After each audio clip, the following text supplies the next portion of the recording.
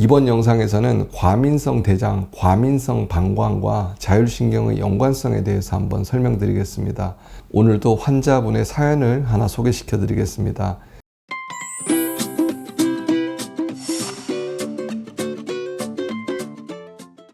40대 회사원입니다. 예민하고 스트레스를 잘 받는 성격 때문인지 직장에서 승진을 해서 간부회의에서 발표를 할 일이 자주 생기면서 신경이 더 예민해진 것 같습니다.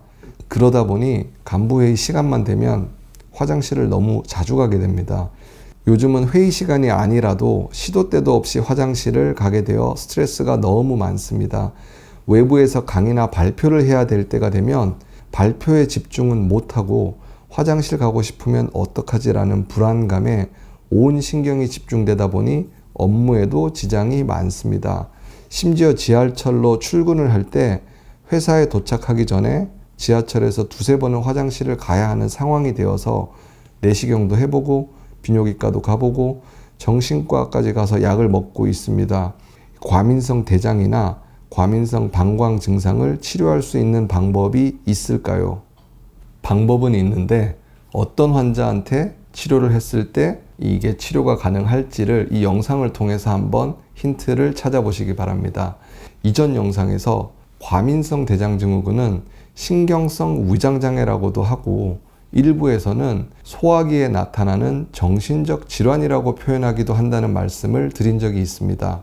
오늘 영상에서는 이 과민성 대장, 과민성 방광과 자율신경의 관계에 대해서 말씀을 드리려고 하는데 이 과민성 대장 또는 과민성 방광 증후군으로 고생하는 분들 중에서 어떤 경우가 자율신경 치료를 통해서 개선이 될 수 있는지 오상신경외과의 경험을 알려드리겠습니다. 긴박한 상황을 앞두고 긴장을 하게 되는 경우에 평소보다 더 자주 화장실을 찾게 되는 경험을 해보신 분들은 많을 거라 생각합니다. 참기 힘든 대변이나 소변의 문제가 일시적인 것이 아니라 반복적이고 장기적으로 지속이 되면 병원에서 여러 가지 검사를 해보게 됩니다. 대장의 경우에는 소화기 내과에서 혈액검사, 초음파 검사, 대장 내시경 등을 통해서 기질적인 문제의 여부를 확인해 보게 되고요. 이 방광의 경우에는 비뇨기과나 산부인과의 진료를 보게 되는 경우가 일반적입니다. 그런데 이 대장이나 방광의 염증이나 기질적인 문제가 없고 긴장이나 불안 또는 스트레스 상황에서 과민해지는 경우를 과민성 대장 또는 과민성 방광이라고 합니다. 이런 분들이 편안하게 휴식을 취하거나 심신이 안정된 상황에서는 이 대장이나 방광이 과민하지 않는다는 특징도 발견할 수 있습니다. 즉 긴장이나 불안, 초조함을 유발하는 교감신경 항진이 과민성 대장이나 과민성 방광의 원인이 될 수 있다는 의미이고요. 이런 경우에는 자율신경 치료에 효과적일 수 있다는 게 오늘의 결론이기도 합니다. 또는 이 신경안정제나 항불안제, 항우울제에 효과가 있는 과민성 대장이나 방광도 자율신경 치료에 효과적인 경우가 많습니다. 이 자율신경 치료의 원리는 예기불안이나 과도한 긴장 등의 감정적인 문제를 차분하게 만드는 효과가 있기 때문입니다. 그렇다면 과민함을 줄이기 위해서 교감신경의 항진을 줄일 수 있는 방법은 어떤 것이 있을까요? 이 앞서 언급드린 신경을 안정시키고 불안을 줄여주고 우울증을 개선시켜주는 약물 치료가 가장 보편화되어 있는 방법이긴 합니다.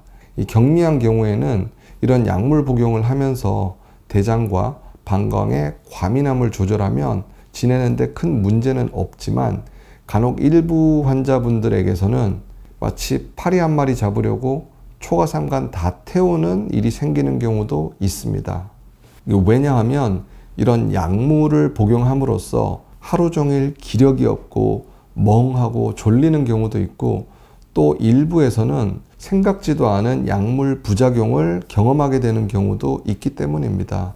심지어는 이런 약을 먹고 부작용을 감수하는데도 과민함이 개선이 되지 않는 경우도 있습니다. 이 과민성 대장이나 방광 자체는 건강에 해롭지는 않지만 이 사회생활이나 대인관계에서 치명상이 될 수도 있기 때문에 어떻게든 치료를 해보려고 하지만 마땅한 방법을 찾기 힘든 경우가 꽤 많이 있습니다. 오늘 영상에서 저희가 어떤 치료를 하는지 간단히 설명을 드리겠습니다. 대장과 방광을 예민하다 못해 과민하게 하는 원인은 여러 가지가 있을 수 있지만 상당 부분은 자율신경의 불안전성이나 과민성 때문인 경우가 많습니다.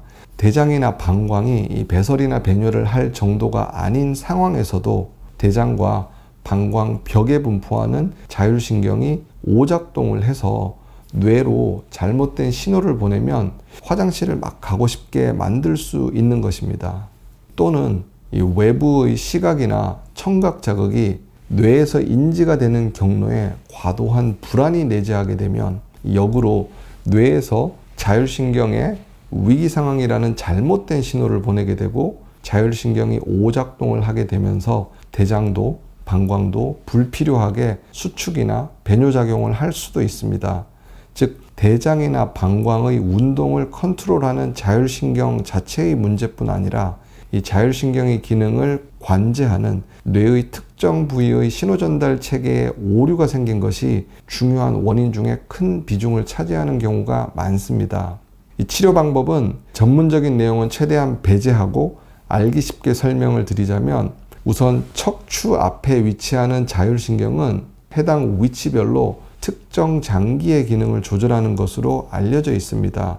오늘 말씀드리는 대장이나 방광은 해부학적으로는 흉추의 아래쪽과 요추 및 천추에 있는 자율신경이 기능 조절에 관여하지만 환자마다 어느 부위의 자율신경의 문제가 중요한 원인인지는 다를 수도 있습니다. 흔히 자율신경 치료의 대명사로 알려진 성상신경 차단술도 치료 부위 중 하나일 수 있지만 이 성상신경절 치료는 전혀 반응이 없고 오히려 경추나 흉추, 요추의 자율신경이 복합적으로 관여할 수도 있기 때문에 이 성상신경 차단술을 받았는데 효과가 없다고 낙담하실 필요는 없습니다.